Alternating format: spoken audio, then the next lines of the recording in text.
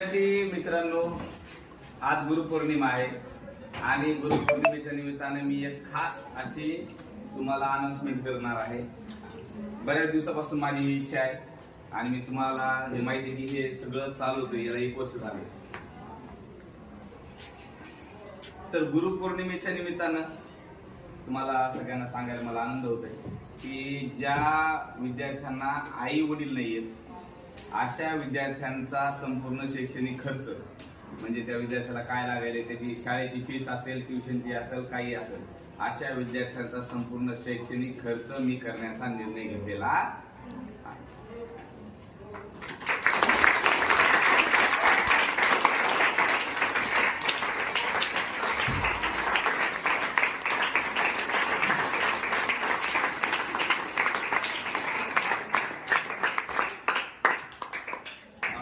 याचं कारण असं आहे की माझं असं म्हणणं आहे की आपल्याकडे जे आहे ते आपल्याला वाटता आलं पाहिजे।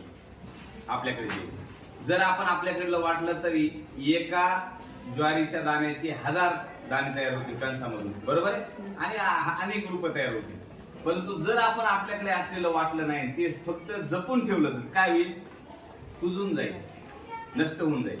म्हणून आपल्याकडल्या जी काही गोष्ट आहे ती वाटली पाहिजे। या निमित्तानं तुम्हाला सगळ्यांना सांगायचं हे सगळ्याच वर्गात मी सांगणार आहे आणि सगळ्या शाळेतल्या, आपल्या शाळेतलेच नाही तर बाहेरच्या शाळेतल्या अशा 25 विद्यार्थ्यांचा संपूर्ण खर्च करण्याचा निर्णय मी घेतलेला आहे। धन्यवाद।